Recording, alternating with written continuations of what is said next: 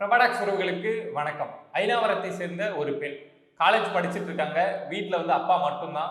அப்பாவோட கேரிங்ல வளரக்கூடிய ஒரு பெண், ஒரு கஷ்டப்படுற குடும்பம். ஸோ அந்த பெண்ணுக்கு மென்டல் ஹெல்த் இஷ்யூ அப்படிங்கிறது ரொம்ப நாளாக இருந்திருக்கு. ஸோ அதோட தான் காலேஜ் அப்படிங்கிறத படிச்சுட்டு இருக்காங்க. ஸோ நம்ம காலேஜ் படிக்கணும் அப்படின்னா அந்த மாதிரி பிரச்சனை இருக்கு அப்படின்னா ஓரளவுக்கு மூடி மறைப்போம், யார்கிட்டையும் சொல்லாமல் இருப்போம். பட் ஒரு கட்டத்துக்கு அப்புறம் நம்ம கூட ரொம்ப க்ளோஸாக இருக்க ஒரு தோழிகிட்ட இல்லை ஒரு நண்பர்கிட்ட யாரையாவது அந்த விஷயத்த ஷேர் பண்ணுவோம்ல. அதே மாதிரி இந்த பெண் என்ன பண்றாங்க அப்படின்னா, எனக்கு வந்து இத மாதிரி ஒரு பிரச்சனை இருக்கு, எங்க வீட்ல இத மாதிரி ஒரு கஷ்டப்படுற குடும்பம் அப்படிங்கிற விஷயத்த அந்த பெண் வந்து அவங்களுடைய ஃப்ரெண்ட் ஒருத்தவங்ககிட்ட சொல்லியிருக்காங்க. அந்த பெண் என்ன பண்றாங்க அப்படின்னா, அந்த விஷயத்த அவங்களுக்கு தெரிஞ்ச ஆண் நண்பர்கள் வந்து நிறைய பேர்ட்ட சொல்றாங்க. இத மாதிரி இந்த பெண்ணுக்கு வந்து இத மாதிரி ஒரு மென்டல் ஹெல்த் இஷ்யூ இருக்கு, அவங்க வீட்லயும் ரொம்ப கஷ்டப்படுற குடும்பம், பெரிய சப்போர்ட் அப்படிங்கிறது கிடையாது அப்படிங்கிற விஷயத்த அந்த பாதிக்கப்பட்ட பெண்ணோட தோழி வந்து மற்ற ஃப்ரெண்ட்ஸ் எல்லாத்தையுமே ஷேர் பண்றாங்க. ஸோ மற்ற அங்க இருக்கக்கூடிய ஆண் நண்பர்கள் எல்லாம் என்ன பண்றாங்க அப்படின்னா, சோசியல் மீடியா மூலமா அந்த பெண்ணை வந்து காண்டாக்ட் பண்றது, மெசேஜ் பண்றது, அதுக்கப்புறம் அந்த பெண்ணோட காண்டாக்ட் நம்பரையே மற்றவங்கள்ட்ட இருந்து வாங்கி அந்த பெண்ணுக்கு வந்து சேட் பண்றது, இது மாதிரி விஷயங்களை கிட்டத்தட்ட ஒரு 7-8 பேர் தொடர்ச்சி அந்த பெண்ணுக்கு பண்ண ஆரம்பிச்சிருக்காங்க. அந்த பெண்ணும் காலேஜ் படிக்கிறாங்க அப்படின்னா எல்லாரும் ஃப்ரெண்ட்ஸ் தானே, எல்லாரும் கூடயும் பேச ஆரம்பிக்கிறாங்க, எல்லாரும் கூடயும் பழக ஆரம்பிக்கிறாங்க.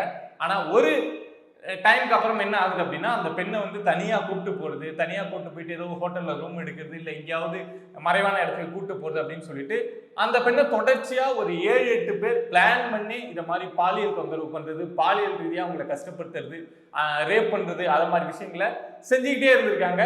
இது வந்து ஒரு நாள் 2 நாள் ஒரு சம்பவம் நடந்து உடனே இது வெளியில இப்ப தெரிய வரல. கிட்டத்தட்ட ஒரு வருஷமா அந்த மனநலம் பாதிக்கப்பட்ட அந்த பெண்ணுக்கு வந்து ஒரு வருஷமா 7-8 பேர் சேர்ந்து இதை மாதிரி பாலியல் தொந்தரவு கொடுக்கறது, அந்த பெண்ணை வந்து துன்புறுத்துறது அப்படிங்கிற விஷயத்த செஞ்சுக்கிட்டே இருந்திருக்காங்க. ஒரு கட்டத்துக்கு அப்புறம் அந்த அப்பா இருக்காங்கல்ல, அந்த அப்பாவோட கேரிங்ல தானே அந்த பெண்ணை வளர்றாங்க. ஸோ அந்த அப்பாவுக்கு வந்து தன்னுடைய பெண்ணுடைய நடவடிக்கை செயல்பாடுல வந்து ஒரு மாற்றம் அப்படிங்கிறது தெரியுது. ஸோ என்ன நம்ம பெண்ணுக்கு நடக்குது அப்படின்னு ஏதோ தற்செயலா அந்த பெண்ணோட மொபைலை பார்க்குறப்போ நிறைய மோசமான புகைப்படங்கள், நிறைய விஷயங்கள் இருக்கு.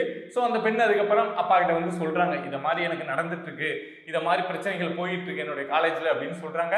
ஸோ அந்த அப்பா அடுத்த கட்ட நடவடிக்கையா அங்க இருக்கக்கூடிய காவல் நிலையத்தில் போயிட்டு ஒரு கம்ப்ளைண்ட் அப்படிங்கிறத கொடுக்குறாங்க. பெண்ணோட மொபைலையும் கொடுக்குறாங்க. அந்த மொபைலை எடுத்து போலீஸ் பார்க்குறப்போ யாராவது சேட் பண்ணாங்க, எந்தெந்த நம்பர்லேருந்து எதை மாதிரியான சேட்ஸ் வந்திருக்கு, எத்தனை பேர் வந்து கான்டாக்ட் பண்ணியிருக்காங்க, யாரு கூட அந்த இன்டிமெசியான போட்டோஸ் எல்லாம் இருக்கு, எல்லாத்தையுமே போலீஸ் பார்க்குறாங்க, விசாரிக்கிறாங்க.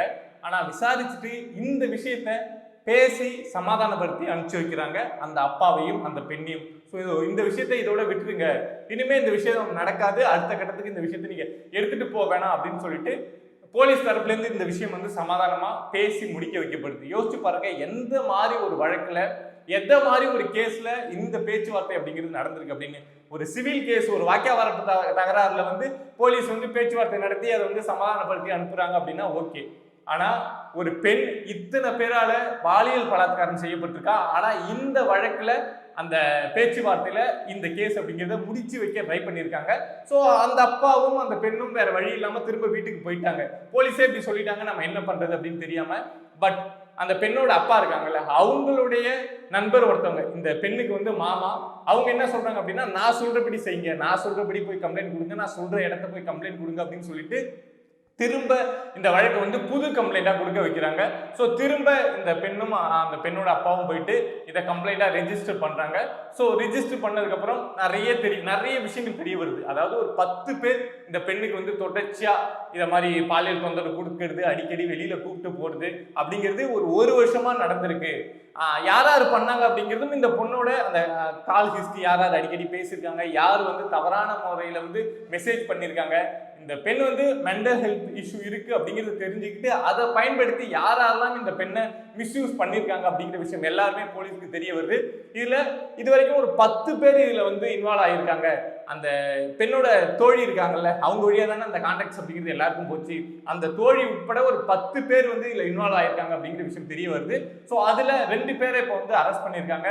மற்ற இருக்கக்கூடிய 7-8 பேர் வந்து அப்ஸ்கண்டா இருக்காங்க அப்படிங்கிற செய்தி வந்திருக்கு. ஸோ இந்த விஷயத்த ஏன் இப்போ நான் உங்ககிட்ட ஷேர் பண்ணிட்டு இருக்கேன் அப்படின்னா, இந்த விஷயத்தை நீங்க எங்கேயுமே கேள்விப்பட்டிருக்க மாட்டீங்க, உங்க காதுக்கு இந்த விஷயம் வந்திருக்கவே வந்திருக்காது. இதை ஆரம்பத்துல இதை எடுத்து யாருமே பேசல.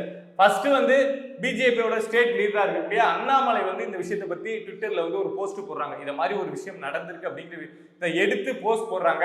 அதே மாதிரி டைம்ஸ் ஆஃப் இந்தியா வந்து இங்கிலீஷ்ல வந்து இந்த ஆர்டிகல் வந்து இதே மாதிரி சென்னை ஐநாவரத்துல இத மாதிரி ஒரு சம்பவம் நடந்திருக்கு அப்படிங்கிற விஷயத்த எடுத்து அவங்க ரிப்போர்ட் பண்றாங்க.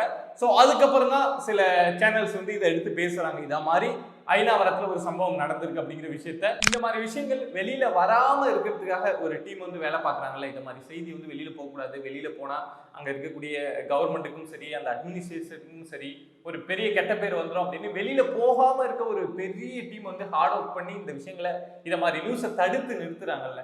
ஸோ அவங்க வந்து இத மாதிரி விஷயங்கள் நடக்காம இருக்கிறதுக்கு என்ன பண்ணணும், அதை நடக்காம தடுத்து நிறுத்துறதுக்கு என்ன பண்ணணும் அப்படிங்கிற விஷயத்துல ஃபோக்கஸ் பண்ணாங்க அப்படின்னா கண்டிப்பா இந்த குற்றம் அப்படிங்கிறது குறையும். இந்த விஷயத்துல உங்களுடைய பாயிண்ட் ஆஃப் வியூ என்ன, நீங்க இதை பத்தி என்ன நினைக்கிறீங்க, எதுக்காக இத மாதிரி விஷயங்கள் வந்து மூடி மறைக்கப்படுது அப்படிங்கிற விஷயத்த மறக்காம கமெண்ட் பாக்ஸ்ல கமெண்ட் பண்ணுங்க. See you on next video. Subscribe பண்ணி சப்போர்ட் பண்ணுங்க. நன்றி.